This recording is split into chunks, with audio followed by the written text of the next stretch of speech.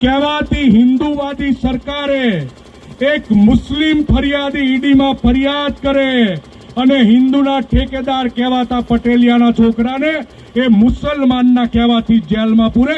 આ હિન્દુવાદી સરકાર આપણે નથી જોઈતી। રાજેન્દ્ર પટેલ जिंदाबाद। Doctor Rajendra Patel, doctor Rajendra Patel, doctor Rajendra Patel.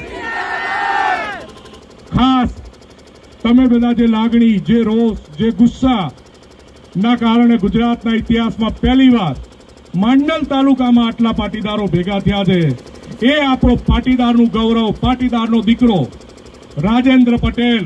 આપણા સરકાર ગમે તે કે અમારા માટે સન્માનનીય રાજેન્દ્ર પટેલ અમારા કુળનું, અમારા સમાજનું ગૌરવ છે।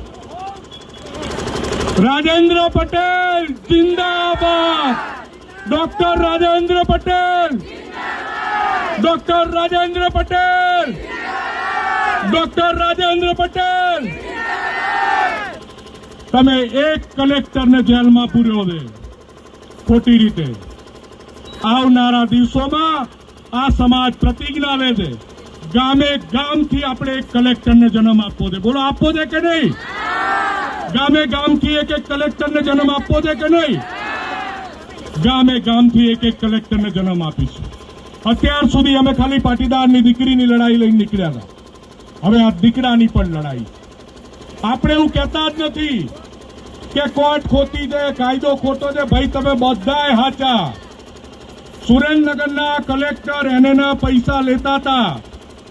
કહેવાતી હિન્દુવાદી સરકારે એક મુસ્લિમ ફરિયાદી ઈડીમાં ફરિયાદ કરે અને હિન્દુના ઠેકેદાર કહેવાતા પટેલિયાના છોકરાને એ મુસલમાનના કહેવાથી જેલમાં પૂરે। આ હિન્દુવાદી સરકાર આપણે નથી જોઈતી। એક મુસલમાન ફરિયાદ કરે અને હિન્દુઓનો ટેકો લઈને આપણે વીએચપી, આરએસએસ, ભાજપ ઝંડા લઈને ફરીએ, તમારે પટેલિયાના છોકરાને જેલમાં પૂરવાના। અને વાત રાજેન્દ્ર પટેલે અનેના પૈસા લીધા હશે હું તો માની લઉં છું। ગુજરાતમાં કયા કલેક્ટર એના પૈસા નથી લેતા? અને આમાંથી તમને સોગંદ છે ઉમિયામાંની, ખોડિયારમાંની। મીડિયાને હું કહું છું વિઝ્યુઅલ આ બાજુ કરે, તમને સોગંદ છે ઉમિયામાંની, ખોડલમાંની। એક પણ માણસે જો વગર પૈસે એને કરાયું હોય તો હાથ ઊંચો કરે। બધા હવે બધાએ એના પૈસા આપ્યા છે કે નહીં? હાથ ઊંચો કરો। બધા બોજો કે નહીં? ગુજરાતના દરેક જિલ્લામાં દરેક કલેક્ટર એનો ભ્રષ્ટાચાર કરે છે કે નહીં? એના પૈસા લેવાય। હવે હું બીજી વિગતવાર માહિતી આપું। ફરિયાદીએ હિન્દુની સરકારમાં ફરિયાદ કરી અને જે સર્વે નંબરોની ફરિયાદ કરી દે કે આ સર્વે નંબરમાં આ કલેક્ટરે ભ્રષ્ટાચાર કર્યો છે, એ સર્વે નંબરો એને રાજેન્દ્ર પટેલ એપોઇન્ટ થયા એના 6 મહિના પહેલા સંપત સાહેબે એને કરેલા છે। હું મીડિયા સામે બહુ જવાબદારીથી કહું છું, મીડિયા ફરીથી નોટ કરી લે। રાજેન્દ્ર પટેલ પહેલાના કલેક્ટર સંપત સાહેબે એ જમીન એને કરી દે તો પહેલી ધરપકડ રાજેન્દ્ર પટેલની થવી જોઈએ કે સંપતની થવી જોઈએ? ડિવિડન્ડ જવી જોઈએ।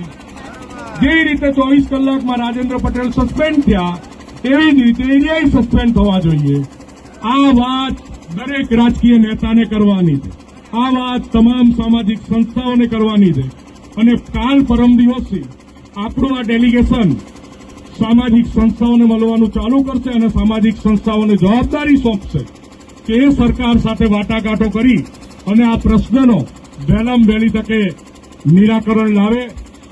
તમે બધા જ આવી ખેતીની જોરદાર સિઝનમાં પાટીદાર સમાજની લાગણી સમજી અમારી બધાની વાતનું માન રાખી અને આ મોટી સંખ્યામાં એક દિલમાં આગ લઈને હાજર રહ્યા છો એ બદલ હું સમાજ વતી 2 હાથ જોડી અને તમારો આભાર માનું છું।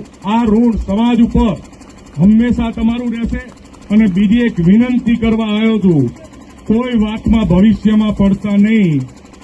પટેલિયાન દીકરો હલવાય એટલે આપણે આવરીતાઈ જવાનું, પછી ખોટો હશે તો આપણે 2 લાફા મારશું। 12 વારો મારવો જોઈએ। નહીં. ઘરનું છોકરું કોકની સાયકલ તોડીને આવે તો આપણે ઘરે લબોચાની બે ઠોકી દેવાની, પણ એ બાજુવાળો ઠોકે એ તો નહીં સહન થાય. એટલે આ જ પારિવારિક ભાવના પાટીદાર સમાજે જાળવીને રાખવાની છે. અને બહેનો, અનામત આંદોલનની લડાઈમાં સૌથી વધારે ભૂમિકા બહેનોની હતી. આ લડાઈમાં અમારે સૌથી વધારે ભૂમિકા તમારી જોઈએ હતી. જ્યારે જ્યારે કહીશું ત્યારે આવશો ને. ખૂબ ખૂબ આભાર મારી માતાઓ, ખૂબ ખૂબ આભાર સમાજ.